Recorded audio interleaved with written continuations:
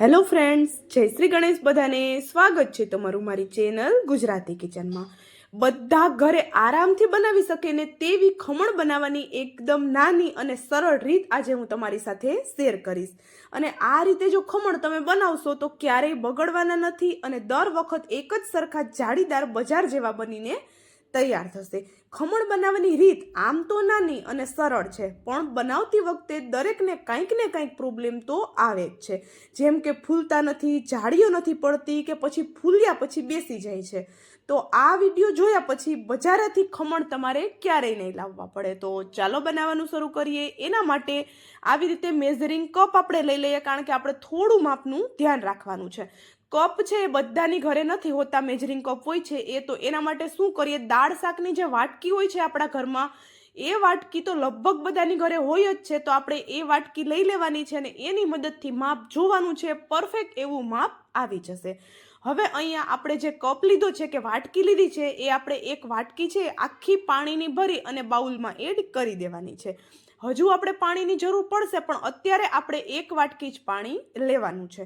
હવે પાણી છે એમાં આપણે સ્વાદ પ્રમાણે મીઠું એડ કરી દઈએ. બસ એક ચપટી જેટલી જ હળદર એડ કરવાની છે. ખાસ ધ્યાન રાખજો, જો વધારે હળદરના ઉપયોગથી પણ ઘણી વખત ખમણની ઉપર રેડ કલરના ડોટ્સ આવી જતા હોય છે. હવે અહીંયા ખાંડ એડ કરવાની છે. તો ખાંડનું માપ કઈ રીતે જોઈએ, તો મેં જેમ કહ્યું એમ બધાની પાસે મેજરિંગ કપ અને સ્પૂન નથી હોતા. તો આપણે ઘરની ચમચી જોવાની છે. 1 ટીસ્પૂન છે એ મેં ખાંડ લીધી છે. તમને ચમચીમાં પલટાવીને બતાવી, જો 1 ચમચી ખાંડ થઈ છે. નોર્મલ જે દાળ ભાત ખાવાની ચમચી હોય છે લગભગ બધાની ઘરે સરખી જ હોય છે. થોડું આમ તેમ માપ થશે તો કોઈ પ્રોબ્લેમ નથી આવવાનો. હવે ઘરની ચમચીથી આપણે 6 ચમચી જેટલી ખાંડ આપણે એડ કરી દેવાની છે પાણીમાં. ખાંડથી છે એ ખમણનું જે સ્ટ્રેન્થ છે એ એકદમ સરસ આવશે, બજાર જેવી જ. હવે આપણે અહીંયા ખમણ ખાતી વખતે ગળે અટકે નહીં અને એકદમ સોફ્ટ બને એના માટે આપણે તેલ એડ કરીએ છીએ.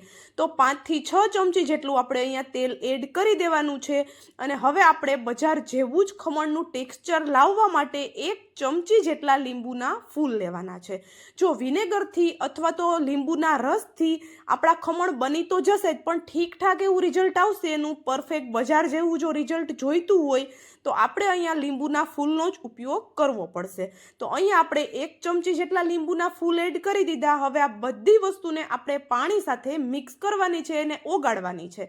તો આપણું કામ ઝટપટ થઈ જાય એના માટે મેં અહીંયા બ્લેન્ડર લીધેલું છે. તો બ્લેન્ડર છે આપણે આ પાણીમાં ચલાવી દેવાનું છે, એટલે એકદમ જલ્દીથી બધી વસ્તુ ઓગળી જશે. પણ બ્લેન્ડર નથી ઘરે અવેલેબલ તો ચમચીની મદદથી પણ તમે આને ફેરવી અને ઓગાળી શકો છો. બ્લેન્ડર હોય તો કામ આપણું થોડું સરળ થઈ જશે.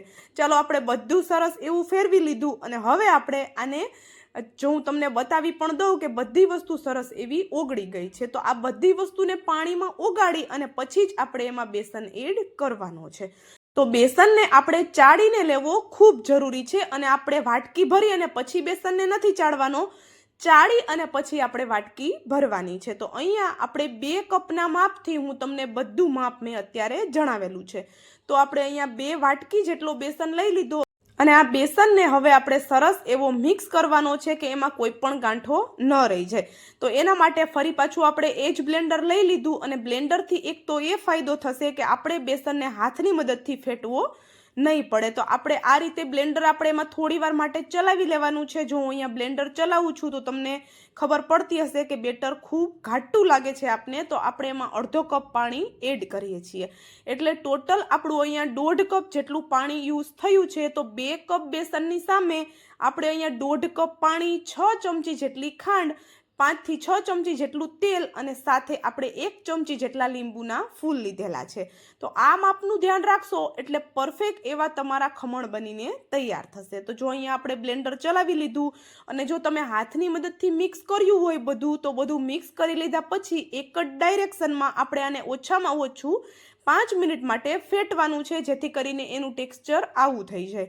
તો અહીંયા જોઈ શકો છો એકદમ સરસ એવા બબલ્સ છે એ બેટરમાં આવી ગયા છે. બ્લેન્ડરથી આપણું કામ ખૂબ સરળ થઈ જાય છે.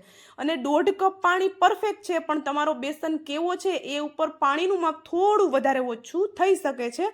તો બેટર કેવું બનાવવું ને એ મેં તમને બતાવ્યું કે ચમચાની પાછળ આ રીતે આંગળી ફેરવશું, બંને સાઈડ બેટર છે એ ભેગું નથી થઈ જતું એટલું આપણે બેટરને થીક રાખવાનું છે. વધારે થીક રાખશો તો ખમણ છે એ ફૂલશે તો ખરા પણ ખાતી વખતે ગળે અટકશે. તો એટલા માટે બેટર છે આપણે એકદમ પાતળું રાખવાનું છે. હવે કોઈ પણ હાઇટવાળું વાસણ હોય આપણા ઘરમાં એ લઈ લેવાનું છે. મેં અહીંયા એક ડબ્બાનું ઢાંકણ લઈ લીધું અને એને આપણે તેલથી ગ્રીસ કરી લીધું. વધારે પણ તેલથી ગ્રીસ નથી કરવાનું, નહીંતર નીચેની સાઈડ જાળીઓ નહીં પડે. તો જો અહીંયા હું નાની નાની બધી ટિપ્સ હું તમને જણાવતી જાઉં છું. હવે આપણા ખમણ છે એકદમ જાળીદાર બનાવવા માટે આપણે અહીંયા અડધી ચમચી જેટલા સોડા લીધેલા છે. તો જો હું તમને બતાવું છું કે 2 કપ આપણે લોટ લીધો બેસન, એની સામે અડધી ચમચી આપણે ખાવાનો સોડા એડ કરવાનો છે અને સરસ એવો એક જ ડાયરેક્શનમાં આપણે એને મિક્સ કરવાનો છે.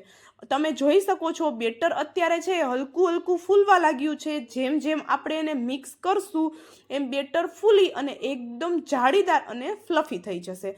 તો અહીંયા તમે જોઈ શકો છો આ રીતે આપણે એને એકદમ હળવા હાથે મિક્સ કરવાનું છે. ઓવર મિક્સ પણ નથી કરવાનું અને ઓછું મિક્સ પણ આપણે એને નહીં કરીએ. આ રીતે ચમચાની મદદથી સરસ એવું મિક્સ કરશું એટલે આવી રીતે બેટર છે એની રીતે જ ફૂલવા લાગશે અને ફૂલી અને એકદમ ઉપર આવી જશે.